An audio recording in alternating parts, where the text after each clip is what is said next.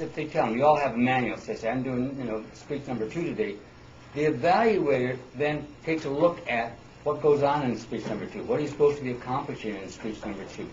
Because part of the evaluation job is to prepare yourself before that. You begin to think about what's expected and what are the objectives for each one of the speeches that this person is giving. And you phone the person up and say, okay, I know that speech number 2, you're supposed to organize your speech, but what about you personally? Do you have some goals? Are there things that you want to concentrate on? So you get some advanced notice of what is the speaker wanting to accomplish personally, as well as what's in the manual. So when you're evaluating, you do a little bit of homework to prepare yourself, make sure that you're going to pay attention and look for the things that you should be looking for. So part of what I'm going to do today is to help you. What do you look for when you evaluate? What is it that you really want to do? Evaluation is really one of the cornerstones of Toastmasters. It is a building block. It is a basic part of what we do. It is equally, if not more important than the speeches themselves.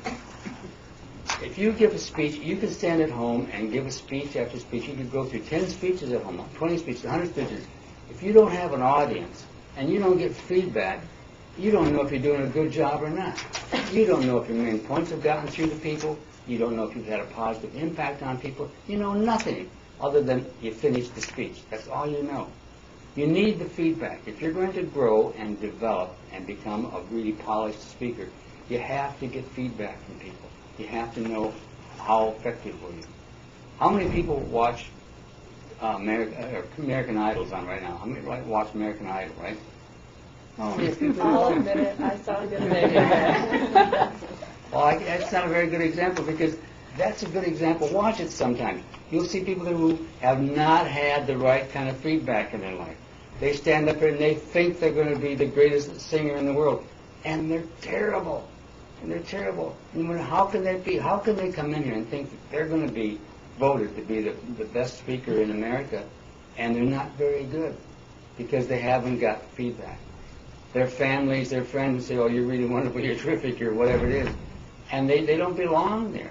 And it's kind of sad. It's really an unfortunate thing that happens that way.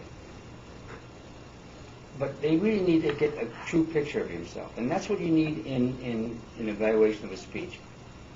Are you effective? Are you getting your message across? And what can you do better? So an evaluation is not really a judgment. It's not really an evaluation. We call it evaluation, but you are not evaluating. You're not trying to decide if it's good or it's bad. What you're really looking at in an evaluation is, as an evaluator, what did you see? What did you observe in this person? And what did you hear? And how did that affect you personally? What was your impression of how it affected the audience? So you're really commenting on what you hear, what you see, and you're giving that information back to the person that spoke. They have some special objectives. You want to know, did it work? This is what worked for me. I really like this part of it. I have some examples, and I will be giving this to you as a handout as we go on. That one of the examples that I like to have is the feedback statement might go something like, your opening quotation from Winston Churchill really got my attention. It made me want to listen to more of what you had to say. Or another example is like, when you described the little puppy dog swimming very excitedly to the shore, I really was taken into your speech. I really got a picture of that in my mind. That's the kind of information you want to give back to the person. Something that you observed and you saw, and something very specific impact on how it felt on you. How many people pictured that thing about a little puppy dog in their head when I did it? See, that's what it works. See, you want to do those kinds of things. And you want to tell the person, that's what the picture I got. I was drawn into your thing. So it's what do you observe? What was your personal impact on you? We want to avoid things like even saying, that was a good speech. That sounds like a nice thing to say, but that isn't very helpful. You say, I liked your speech. It had a big impact on me. I learned something from you today. I realized something I hadn't realized before. That has meaning to a speaker. That actually tells them something very dramatic. I think the main point of your speech was blah, blah, blah, blah. And if you're right, then the speaker knows they hit the mark. They really did the right job with you. So then the question is, what are we looking for in a speech? So part of my talking today is a little twofold. One is talk about evaluation, but also how to organize your speeches. And what you want to look for in a speech is, number one, is there a good beginning? A good, solid beginning with the speech has something that grabs people's attention. It's kind of a hook. It draws people in. It gets them to say, hey, this is going to be interesting. I want to hear more about this thing. So the first thing you do, and in advertising, they say you got like 30 seconds to get people's attention. And that's the same thing with the speech. You want to get people right away. So a strong quotation, a little story, something maybe shocking to say, a challenge, any of those kinds of things gets people attention. Then they say, oh, I want to hear more about this thing. What's going to happen here? Then you want to tell them a little bit, what are you going to talk about? Today I'm going to talk about evaluation. I'm going to give you some tips and pointers. I'm going to do this. You tell people what you're going to say. Then you give people a little bit of your experience. You know, why are you qualified to speak on this thing? Now, sometimes in evaluation, if you're introduced, that gets taken care of by the Toastmaster or the chairman. I've got a VTM, I've given 40 speeches, I've done this, I've done that. Well, obviously he's got something on the ball, so I'll listen to him. So I don't have to say that too much as a speaker myself. But once you talk about the introduction, you want to get people motivated. You want to have what's in it for them. Well, how are they going to benefit from this thing? So you get people's attention, tell them that they're going to gain from this, they want to hear more. Then you go to the body of the speech, and you have 3 or 4 points that you want to make to people. You have some kind of clear example of what that point is, and maybe a little story or an illustration to sort of dramatize what that is. And then you have a summary, a conclusion. It always helps to say, in conclusion, I would like to finish.